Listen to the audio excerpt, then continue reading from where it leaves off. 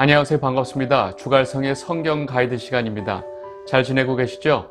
오늘은 우리가 요엘서를 좀 공부하겠습니다. 그동안 지난 시간에 호세아가 끝났고 이제 비로소 요엘서를 공부하는 날입니다. 여러분, 대부분의 성도들이 구약을 굉장히 어렵게 느낍니다. 굉장히 낯설어 하죠. 그리고 그 안에 무슨 내용이 있는지 잘 알지 못합니다. 그리고 좀 솔직히 말하면 알려고 하지도 않습니다. 이사야, 예레미야, 에스겔 이런 선지자는 이런 선지자서는 좀 사실 내용이 많죠. 방대하죠. 50장이 넘고 66장 되니까 굉장히 정신 차리고 읽지 않으면 굉장히 어려워요. 네, 알고 있습니다. 저도 힘들어요. 그런데 오늘 우리가 공부하게 될 이 요엘서는 3장밖에 안 됩니다. 마음 잡고 읽으면 30분이면 충분히 읽을 수 있는 내용이에요. 근데 누구나 읽으면 그냥 알 수 있는 내용이에요. 어렵지 않아요. 근데 문제는 절대로 읽지 않는다는 사실입니다. 여러분, 교회 안에 아주 이상한 성경적인 것 같지만 성경하고 아무 상관없는, 성경을 완전히 뒤틀어버린 그런 이단 사상들이 교회 안에 판을 치고 있습니다.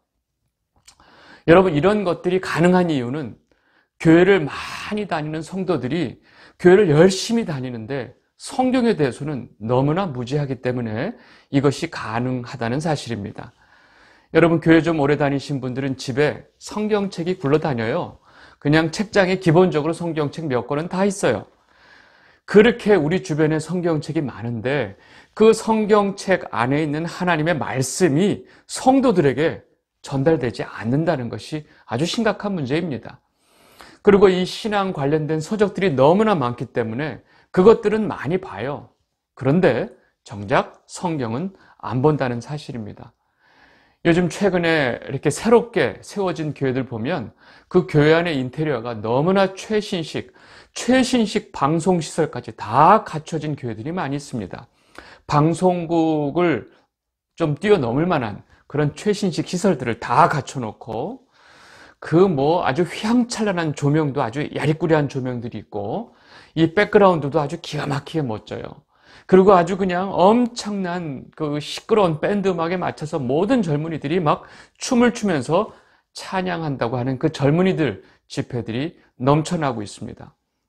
놀라운 사실은 이런 젊은이들, 크리스찬 젊은이들이 이 구약의 요엘서를 정말로 진중한 마음으로 읽는다는 것은 사실 지금 상황으로 볼 때 불가능해 보이기까지 합니다. 여러분, 한 집에 아버지와 자녀가, 이 고등학생, 대학생 된 자녀가 한 집에 살고 있어요. 벽을 하나 두고 아빠는 이 방에 살고 있고 자녀는 이 방에 살고 있지만 아버지의 마음이 바로 옆방에 있는 이 자녀에게 전달이 되지 않는다는 것입니다. 여러분, 이것이 어떤 한두 집의 문제가 아니고 이 시대 대부분의 가정들의 문제입니다. 여러분, 제가 말한 이 두 가지 아주 비참한 우리가 겪고 있는 현실이 서로 무관하지 않을까요? 한번 잘 생각해 보셨으면 좋겠습니다. 여러분, 우리가 먼저 하나님의 마음을 알기 위해서, 하나님 아버지의 마음을 알기 위해서 하나님 말씀 앞에 무릎 꿇고 그 말씀을 읽으면서 하나님이 어떤 분이신지 알려고 노력하지 않은 결과인 것입니다. 오늘 우리가 보게 될 요엘서는요, 요엘, 이 선지자 이름이 요엘인데 이 요엘의 이름의 뜻이 뭐냐? 여호와는 하나님이시다. 당연한 거 아니에요? 우리가 하나님 여호와 하나님 부르는데 우리가 예수 그리스도와 같이 여호와 하나님, 이것이 같이 붙어 있습니다. 그래서 요엘의 이름은 여호와는 하나님이시다 라는 뜻입니다. 따라서 이 요엘서에 전체적으로 흐르고 있는 이 주제는요, 아주 절대적인 하나님의 주권을 강조하고 있다는 사실입니다. 여러분, 이 요엘서는 그냥 다짜고짜 내용이 시작이 됩니다. 다른 그 선지자서들하고 약간 다른 것이 뭐냐면 시대적인 배경이 생략되어 있어요. 그래서 도대체 정확하게 어떤 시대에 지금 요엘이 이 메시지를 전했는가를 좀 알기가 어렵습니다. 추정을 할 뿐이에요. 그런데 정확히는 알지 못해요. 근데 놀라운 사실은 이 요엘서가 전해주는 그 의미와 그 메시지는요, 너무나 분명합니다. 어떤 특정 시대에 주는 메시지가 아니기 때문에 너무나 분명하기 때문에 이 요엘서가 정확한 어떤 시대에 쓰여졌는지 전혀 알지 못한다고 해서 요엘서를 이해하는데 아무런 문제가 되지 않습니다. 그리고 요엘서에 나오는 가장 중요한 단어 중에 하나가 뭐냐면 여호와의 날입니다. 여러분, 여호와의 날은 하나님께서 이 땅의 모든 악한 열국을 심판하시고 그 심판 중에 하나님의 백성인 이스라엘만 구원받는 날입니다. 이것이 여호와의 날이에요. 여러분, 이 선민의식에 가득 찬 이스라엘 백성들은 이 여호와의 날을 기다리고 있어요. 그날에 비로소 우리 주변에 있는 모든 열국을 하나님께서 심판하시고 우리를 구원하실 것이다 라는 그런 생각에 가득 차 있는 상황 속에서 요엘이 이 자신들이 선민이라고 생각하는 이스라엘 백성들에게 뭐라 그러냐? 너희가 그렇게 기다리고 바라는 그 소망의 날인 여호와의 날이 사실은 실상은 너희들의 죄로 인해서 심판의 날이 될 것이다.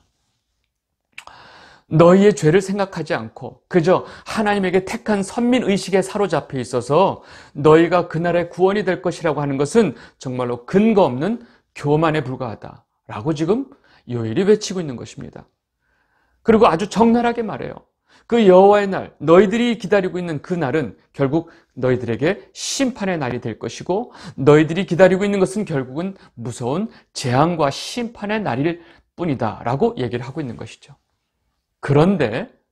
그러나가 중요합니다.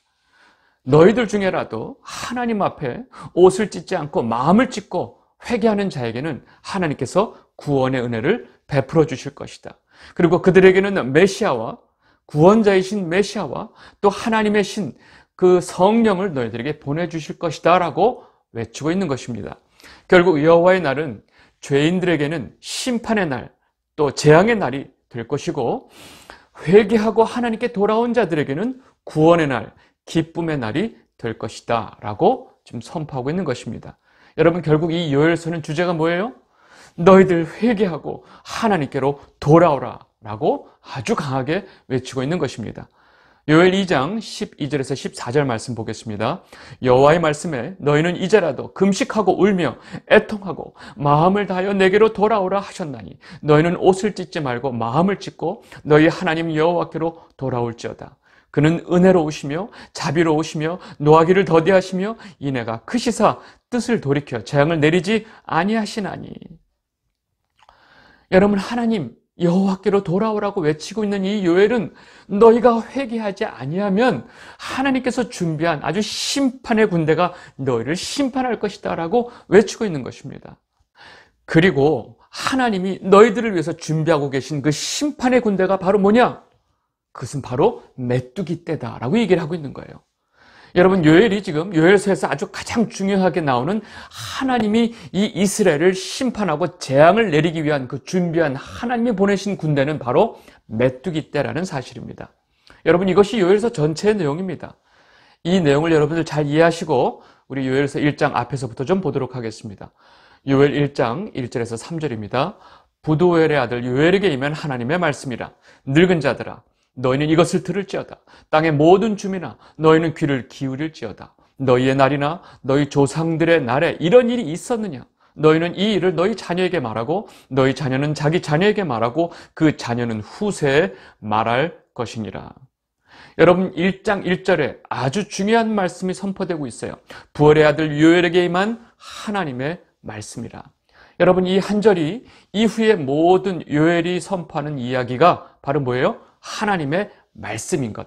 하나님께서 요엘에게 주신 하나님의 말씀이라는 것을 분명하게 말을 하고 있습니다. 그리고 이어져서 늙은 자들아 나오죠. 여러분, 여기서 늙은 자들은 그냥 젊은이의 반대, 그냥 나이가 든 사람이 아니고 이 시대 사회적으로, 종교적으로 힘과 영향력이 있는 지도자들을 말합니다. 다시 말해서 이 땅에 있는 지도자들과 모든 거민들아 들어라.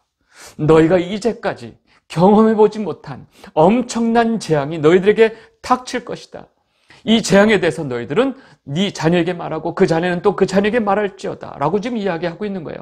너희가 이제까지 경험해보지 못한 엄청난 재앙에 대한 경고를 아주 무섭게 얘기하고 있습니다. 그리고 그 재앙은 바로 메뚜기 재앙이라는 것을 그 다음 말씀에 선명하게 말하고 있습니다. 요엘 1장 4절입니다. 팥중이가 남긴 것을 메뚜기가 먹고 메뚜기가 남긴 것을 느치가 먹고 느치가 남긴 것을 황충이 먹었도다. 여러분, 팥중이는 어떻게 생겼고 메뚜기는 어떻게 생겼고 느치는 어떻게 생겼고가 아니라 팥중이, 메뚜기, 느치, 또 황충이, 이게 다 메뚜기를 가리키는 다른 용어일 뿐입니다. 다시 말해서 메뚜기를 가리키는 여러 단어들을 이용해서 한마디로 뭐예요? 메뚜기가 다 먹어치운다 라고 지금 이야기를 하고 있는 거예요. 다시 말해서 4번이나 반복해서 말하고 있는 것은 바로 뭐냐면 하나님의 이 땅의 그 메뚜기의 재앙이 확정되었다라고 하는 의미가 있다는 것입니다. 여러분, 요엘은 이렇게 메뚜기에 의한 하나님의 심판, 그리고 하나님이 보내시는 이 심판의 군대인 이 메뚜기 떼가 이스라엘에 오면 이스라엘이 어떻게 처참한 모습이 되는지 아주 구체적으로 설명을 합니다. 요엘 1장 5절 보겠습니다. 취하는 자들아 너희는 깨어 울지어다. 포도주를 마시는 자들아 너희는 울지어다. 이는 단 포도주가 너희 입에서 끊어졌음이니. 여러분, 그 포도주는요 이스라엘 백성들에게 기쁨의 상징입니다. 여러분, 이들 입에서 포도주가 입에서 끊어진다라고 하는 것은 그냥 포도주가 떨어졌어 그럼 다른 거 마실까? 이런 개념이 아니에요. 그냥 먹을 포도주가 없는 게 아니고 그 인간들의 삶의 가장 중요한 희락이 완전히 사라진 굉장히 심각하고 무서운 상황을 말을 하고 있는 것입니다. 그래서 요엘서에서 이 상황을 아주 좀 더 뒷부분에 구체적으로 설명을 하고 있는데 요엘 1장 11절에서 12절 말씀입니다. 농부들아 너희는 부끄러워할지어다. 포도원을 가꾸는 자들아 곡할지어다. 이는 밀과 보리 때문이라. 밭의 소산이 다 없어졌음이로다. 포도나무가 시들었고 무화과나무가 말랐으며 석류나무와 대추나무와 사과나무의 밭의 모든 나무가 다 시들었으니 이러므로 사람의 즐거움이 말랐도다. 여러분, 이것이 포도주가 끊어졌다고 하는 표현의 정확한 의미입니다. 여러분, 농경사회에서 모든 나무들이 말라 비틀어지고 그 말라 비틀어진 나무가 생성해야 될 모든 열매들이 다 끊어진다는 얘기는 그 사회의 곧 죽음과도 같습니다. 그래서 모든 사람들의 그 즐거움, 희락이 완전히 말라버렸다는 것입니다. 여러분, 이 구약에서 인간의 삶에 하나님의 저주와 심판이 있을 때 가장 심각한 표현을 포도주가 끊어졌다라는 표현으로 지금 설명을 하고 있는 것입니다. 여러분, 제가 지난주 설교에서 가나 혼인잔치 설명하면서 그때 예수님의 어머니가 예수님에게 와서 뭐라고 그래요? 저들에게 포도주가 떨어졌다라고 말씀하시는 장면이 있죠. 제가 그래서 그 장면을 이렇게 구약의 개념을 가지고 설명을 해드렸던 기억이 나시죠? 단순히 그 혼인잔치에 포도주가 떨어진 것이 아니고 그 시대의 모든 사람들의 그 인간의 희락, 근본적인 하나님으로부터 공급돼야 될 그 희망과 기쁨이 다 사라졌다라는 의미로 이해할 수 있다라고 제가 설명을 해드렸습니다. 여러분, 이렇게 메뚜기 때의 재앙은요 상상을 초월할 정도로 무서운 것입니다. 그 다음 절 보겠습니다. 요엘 1장 6절에서 7절입니다.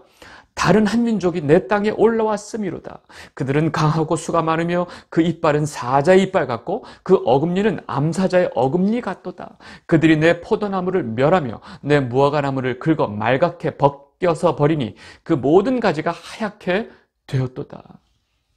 여러분, 지금 요엘은요 처음서부터 메뚜기 때 하나님이 보내신 그 심판의 군대 메뚜기 떼가 이 재앙이 이스라엘에 닥쳤을 때 어떤 일이 벌어질지를 지금 먼저 설명을 하고 있는 거예요. 여러분, 지금 사자의 이빨 같은 이빨을 가지고 암사자의 어금니 같은 어금니를 가지고 수많은 그 다른 민족들이 올라온다고 그랬죠. 그 민족이 지금 누군지 아시겠죠? 지금 메뚜기 떼를 의인화해서 지금 표현하고 있는 것입니다. 여러분, 이렇게 되면 우리는 그저 메뚜기 떼 와서 곡식 좀 먹겠지가 아니라 인간의 삶이 완전히 황폐해지고 인간들이 할 수 있는 것은 애곡밖에 할 것이 없다는 상황을 적나라하게 보여주고 있습니다. 요엘 1장 8절에서 10절입니다. 너희는 처녀가 어렸을 때 약혼한 남자로 말미암아 굵은 배로 동이고 애곡 감같이 할지어다. 소제와 전제가 여호와의 성전에서 끊어졌고 여호와께 수종드는 제사장은 슬퍼하도다. 밭이 황무하고 토지가 마르니 곡식이 떨어지며 새 포도주가 말랐고 기름이 다하였도다. 여러분, 이 상황에서 심지어 여호와의 성전에 소제와 전제를 드릴 곡식조차도 없는 거예요. 동물은 말할 것도 없고. 여러분, 이 와중에 사람들이 할 수 있는 것은 애곡밖에 없다는 사실입니다. 하나님의 성전에 소제와 전제가 완전히 끊어졌습니다. 여러분, 이렇게 하나님 앞에 전제도 드리지 못하는 이 심각한 상황 속에서 제사장들은 어떻게 해야 할까요? 여러분, 성경은 지금 요엘은 여기에 대해서 이렇게 말을 합니다. 요엘 1장 14절입니다. 너희는 금식일을 정하고 성회를 소집하여 장로들과 이 땅의 모든 주민들을 너희 하나님 여호와의 성전으로 모으고 여호와께 부르짖을지어다. 여러분, 지금 무슨 얘기를 하고 있는 거예요? 너희들이 이때가 너희들 할 수 있는 것은 오로지 하나님 앞에 무릎을 꿇고 온 주민들이 여호와의 성전에 모여서 하나님 앞에 회개하는 것밖에 없다. 너희들이 지금 처한 이 상황 속에서 하나님 앞에 할 수 있는 것은, 너희들이 할 수 있는 것은 회개밖에 없다. 밭이 황무하고 땅이 다 마르고 곡식이 떨어지고 새 포도주가 마르고 기름이 다하는 이 상황은 하나님께서 이 하나님의 그 심판의 군대 메뚜기 때 재앙의 결과라는 사실입니다. 여러분, 이 재앙이 왜 이들에게 왔을까요? 여러분, 느닷없이 자연 발생적으로 우연히 메뚜기 떼가 지금 이렇게 이스라엘에 와서 이런 상황이 벌어진 것일까요? 아니죠. 바로 이스라엘의 죄악 때문입니다. 여러분, 이런 재앙은요, 지금 메뚜기 떼의 이 재앙은 이미 하나님께서 신명기 28장에 보면 복과 저주에 대해서 설명하고 있는 장면인데, 이때 모세를 통해서 저주에 대해서 설명하면서 이미 이 저주에 대해서 분명하게 말씀을 해주셨습니다. 신명기 28장 38절에서 42절 말씀입니다.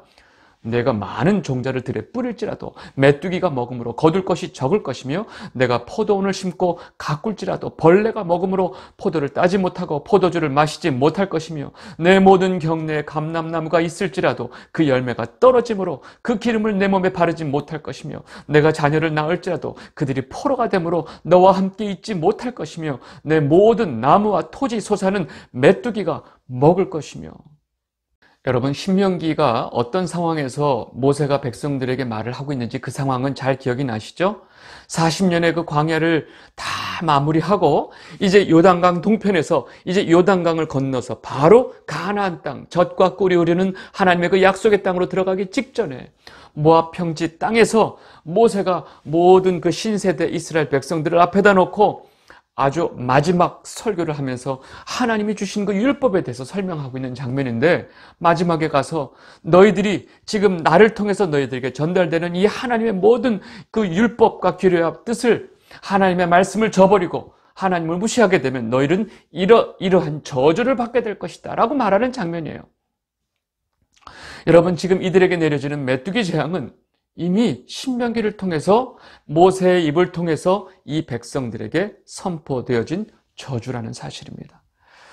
여러분, 이렇게 하나님의 재앙이 닥쳐서 이 메뚜기 군대가 이스라엘을 덮치게 되면 이렇게 심각한 상황이 된다는 거예요. 그리고 요엘은 이 재앙이 하나님 여호와께로부터 온 것이다라고 분명히 말을 합니다. 요엘 1장 15절에서 17절 말씀입니다. 슬프다 그날이요, 여호와의 날이 가까웠나니 곧 멸망같이 전능자에게로부터 이르리로다. 먹을 것이 우리 눈앞에 끊어지지 아니하였느냐? 기쁨과 즐거움이 우리 하나님의 성전에서 끊어지지 아니하였느냐? 씨가 흙덩이 아래에서 썩어졌고 창고가 비었고 곡간이 무너졌으니 이는 곡식이 시들었음이로다. 여러분, 이 모든 재앙은 여호와 하나님으로부터 온다고 이야기하고 있습니다. 여러분, 우리는 잠깐 생각을 해봐야 합니다. 하나님께서 그저 메뚜기 떼 하나 보냈는데 이 이스라엘은 완전히 초토화됐습니다.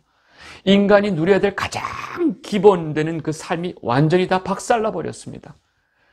여러분, 인간의 그 가장 기본이 되는 삶이 무너지는 것이 하나님의 재앙에 의해서 이런 일이 벌어진다고 하면 우리는 뒤집어서 우리가 그동안 인간이 누리고 있었던 가장 기본적인 인간다운 삶은 누구로부터 온다는 이야기일까요? 바로 하나님의 은혜로부터 가능하다는 사실입니다. 우리가 놓치고 있지만 우리가 정말로 사람답게 가장 기본적인 삶을 누리면서 살아가고 있는 것은 하나님의 은혜로 가능한 것입니다. 이스라엘 백성들은 이 중요한 사실을 놓치고 있었어요. 그래서 이들은 진짜 자신들에게 생명을 주시고 자신들에게 풍요를 주시고 곡식을 주시는 하나님을 저버리고 바알을 섬기고 온통 이방신을 섬기면서 그들에게 복을 빌었던 것입니다. 여러분, 결국 이들은 하나님으로부터 오는 이 심판의 군대, 메뚜기 떼로 인해서 이런 재앙을 받게 된다는 것입니다. 그리고 이들에게 내릴 재앙은 메뚜기 떼의 재앙으로 끝나지 않습니다. 아주 극심한 기근, 또 가뭄도 같이 오게 된다는 사실입니다. 요엘 1장 19절에서 20절. 여호와여, 내가 주께 부르짖으오니 불이 목장의 풀을 살랐고 불꽃이 들의 모든 나무를 살랐음이니이다. 들짐승도 주를 향하여 헐떡거리오니 시내가 다 말랐고 들의 풀이 불에 탔음이니이다. 여러분, 모든 시냇물이 다 말라버리고 들의 풀이 바싹 말라서 슬쩍슬쩍 스치다가 스스로 불이 나서 온통 들판의 모든 풀이 다 불살라지고 들짐승도 물을 못 먹어서 헐떡헐떡거리고 있는 이 상황을 생각해 보세요. 여러분, 이것은 두말할 나위 없이 엄청난 기근과 가뭄으로 인한 것입니다. 여러분, 잘 생각해 보세요. 만약에 지금 이 시대에 이러한 가뭄과 이런 기근이 오고 메뚜기 떼가 와서 온 사람들의 곡물을 다 먹어치운다고 하면 사람들은 이 문제를 어떻게 이해하고 이 문제를 어떻게 해결하려고 할까요? 아마 온갖 과학적인 기술을 동원해서 이 무서운 메뚜기 재앙과 가뭄으로부터 우리가 살 수 있는 방법이 무엇이냐, 메뚜기 떼를 막을 수 있는 무슨 과학적인 방법을 막 강구하지 않을까요? 그리고 인공비를 만드는 그 과학 연구에 엄청난 투자를 하지 않을까요? 여러분, 그런 방법들이 이 근본적인 하나님이 주시는 재앙을 막아낼 수 있을까요? 절대로 불가능합니다. 하나님이 인간들에게 내리시는 이 재앙을 막을 수 있는 것은 아무것도 없습니다. 이 재앙을 해결하실 수 있는 분은 오로지 하나님 한 분밖에 없다는 사실입니다. 이 영상을 보고 계신 주갈성 성도 여러분, 지금 요엘이, 제가 지금 오늘 우리 1장밖에 보지는 않았지만 요엘이 지금 이스라엘 백성들에게 외치고 있는 이 내용이 지금 이스라엘 백성들에게 두려움과 겁을 주고 있나요? 아니죠. 그들이 그동안 하나님 앞에 지은 죄악들을 버리고 하나님께 돌아오라고 강력하게 외치고 있는 것입니다. 여러분, 회개하지 않고 하나님이 내리시는 이 재앙으로부터 도망갈 수 있는 길은 없다는 것입니다. 이 상황 속에서 이들이 살 수 있는 유일한 방법은 오로지 하나님 앞에 무릎을 꿇고 애통한 마음으로 마음을 찢고 하나님 앞에 회개하며 돌아가는 길밖에 없다는 사실을 지금 요엘이 분명하게 말을 하고 있다는 사실입니다. 여러분, 그렇다면 지금 이 땅에 지금 내려지는 이 재앙으로부터 우리가 살 수 있는 길은 무엇일까요? 여러분, 한번 깊이 생각해 보시고 무릎 꿇고 기도해 보시면 좋을 것 같습니다. 오늘 말씀 여기까지 하도록 하겠습니다. 감사합니다.